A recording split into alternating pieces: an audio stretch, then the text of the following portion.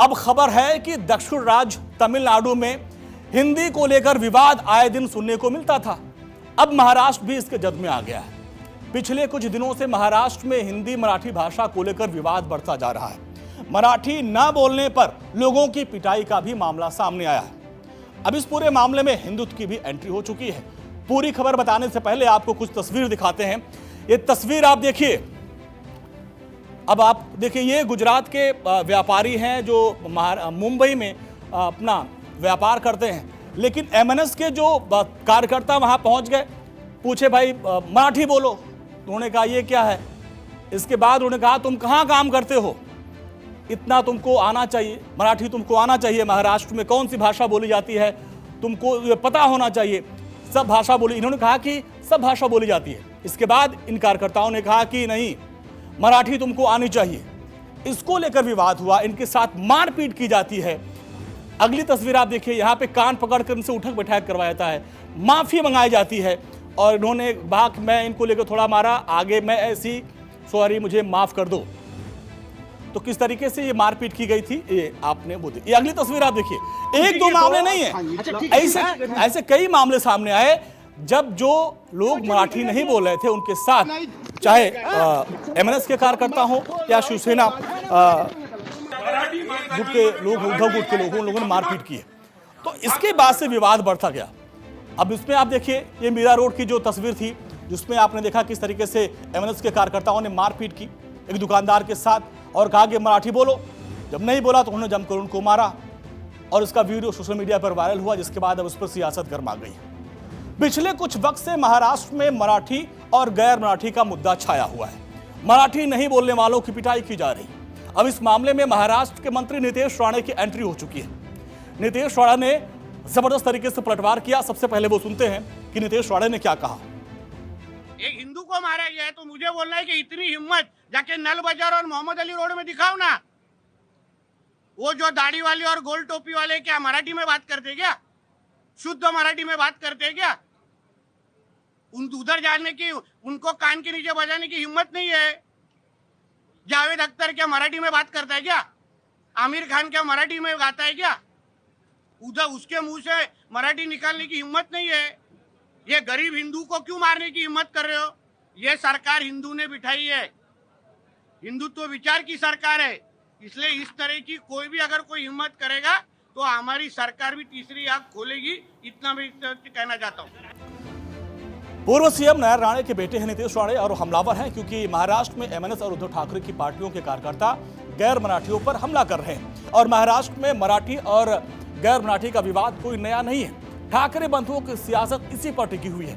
लेकिन हाल ही में जब फडणवीस सरकार ने स्कूलों में हिंदी भाषा लागू करने का फैसला किया तो विवाद बहुत बढ़ गया। ऐसे में आपको पूरा विवाद समझाते हैं। अब आप देखिए पूरा विवाद का क्या है, उसको आप जान लीजिए। क्या है पूरा विवाद?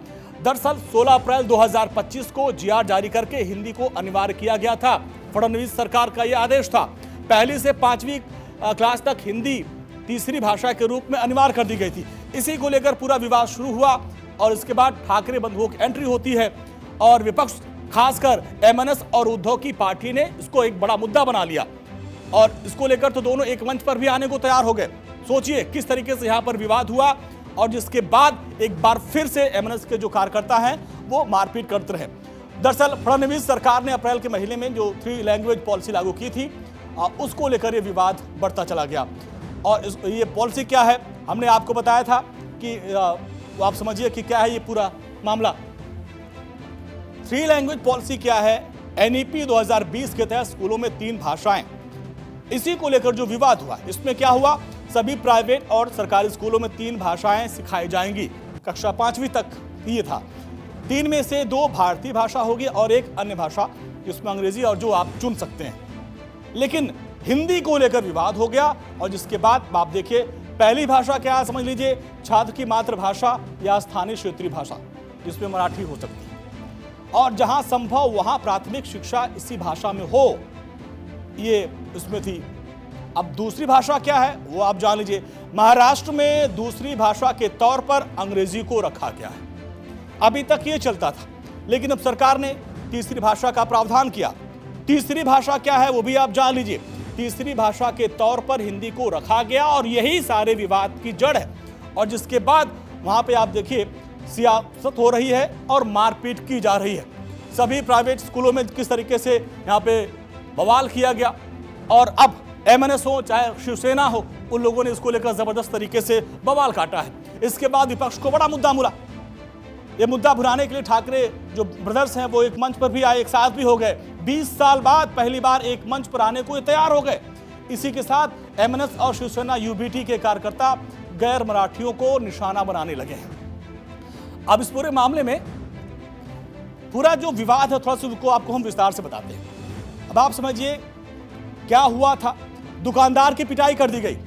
ठाणे में एमएनएस के कार्यकर्ताओं ने बवाल किया और जमकर दुकानदार को पीटा। मराठी न बोलने वाले दुकानदारों की यहां पर पिटाई की गई। इसके बाद से सियासत गरमाई। मुंबई में भी गैर मराठी को निशाना बनाया गया। सिर्फ एक जगह पे नहीं, कई जगहों से ये तस्वीरें आने लगी जब लोगों को वहां पर पीटा गया। राज्य के गृह राज्य मंत्री योगेश कदम ने कहा कि महाराष्ट्र में मराठी बोलनी पड़ेगी। तो आप देखिए हर कोई यही कह रहा है कि मराठी बोलनी पड़ेगी। महाराष्ट्र में मराठी तो बोलनी ही पड़ेगी। अगर मराठी नहीं आती है तो आपका ये एटीट्यूड नहीं चलेगा कि हम मराठी बोलेंगे नहीं। हम कोशिश करेंगे ऐसा वो बता सकते हैं, बोल सकते हैं। तो मेरे ख्याल से देखिए हमें किसी और लैंग्वेज का अपमान हमें करना नहीं है, लेकिन मराठी में अगर कोई महाराष्ट्र में कोई मराठी को डिसरिस्पेक्ट करता है तो बिल्कुल वहां पे हमारे कायदा हम लागू करेंगे, उस पर कार्रवाई करेंगे। जो भी है जिन्होंने भी उनको मारपीट की है बिल्कुल उनको एक ही संदेश देंगे कि कायदा हाथ में मत लीजिए। जो भी कंसर्न पर्सन की आप कंप्लेंट फाइल कीजिए उसके अगेंस्ट कार्रवाई की जाएगी।